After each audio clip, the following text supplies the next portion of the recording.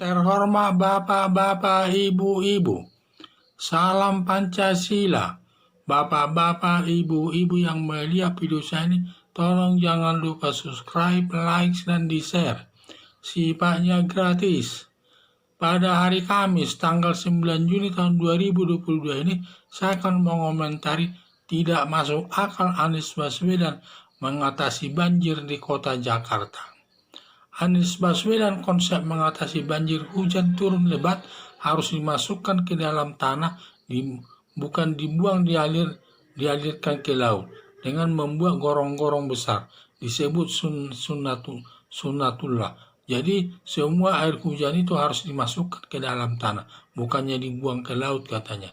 Ternyata konsep Anies Baswedan air hujan dimasukkan ke dalam tanah ternyata setiap hujan lebat kota Jakarta banjir dan bisa sampai 2 minggu banjir baru surut.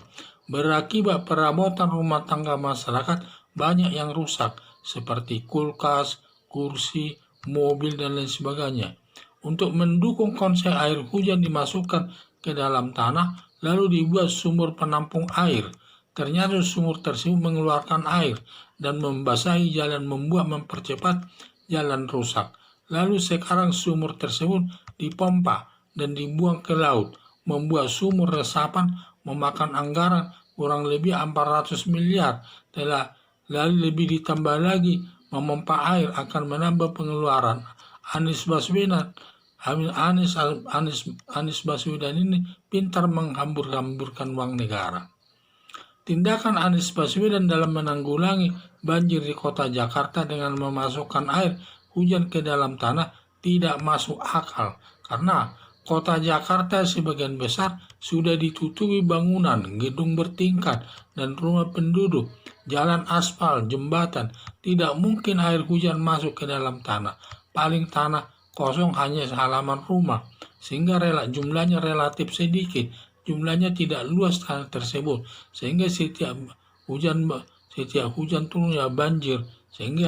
Jadi paling tepat sebenarnya membuang air hujan ke laut lewat gorong-gorong raksasa dengan sistem pompa.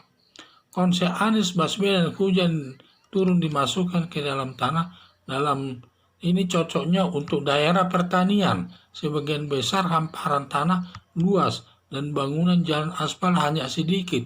Di sana paling rumah berapa biji dan juga jalan pun hanya 1-2. Itu pun kecil-kecil, tidak seperti di kota. Jadi sistem penanggulangan banjir di Jakarta tersebut dengan sistem air hujan dimasukkan ke dalam tanah atas sunnatullah itu tersebut tidak masuk akal. Karena kota Jakarta itu sudah kita tahu, sudah hampir semua tanah, kurang lebih luasnya kota Jakarta itu 400 hektar itu sudah ditutupi oleh bangunan dan juga rumah-rumah penduduk, jalan tol, jembatan, dan lain sebagainya.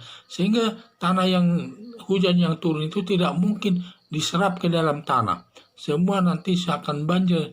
Kalau tidak ada penyalurannya, ya tentu kota Jakarta itu akan banjir. Sehingga kalau datang hujan lebat, kota Jakarta itu selalu banjir dan sampai 2 minggu baru surut. Sehingga merusak perabotan rumah tangga.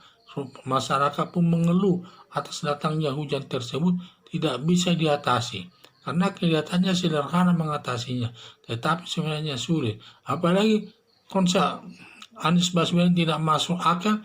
Dia katanya setiap hujan turun harus dimasukkan ke dalam tanah, padahal tanah itu sudah tidak bisa menghisap.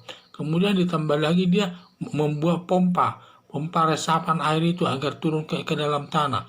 Ternyata, dan saya lihat di video tersebut, di mana air itu yang digali di sumur itu malah naik ke atas keluar sampai mengenai jalan, sampai ke jalan, sehingga lama-lama nanti mempercepat jalan itu rusak. Sehingga sekarang banyak keluhan masyarakat. Padahal untuk membangun sumur bor tersebut memakan uang negara sampai 400 triliun lebih itu. Ditambah lagi nanti memompa setiap sumur dipompa airnya untuk dialirkan ke laut akan banyak makan biaya lagi itu. Sehingga saya lihat Anies Baswedan ini paling pintar memboros-boroskan uang negara tersebut. Sehingga konsepnya tersebut mengatasi air hujan yang harus dimasukkan ke dalam tanah, tidak masuk akal. Kenapa tidak masuk akal? Kita sudah harus tahu, kota Jakarta itu sekarang seluas, kalau nggak salah 400.000 hektar luasnya itu, semua sudah hampir ditutupi bangunan, rumah penduduk, jalan, jembatan-jembatan, jalan tol, dan lain sebagainya.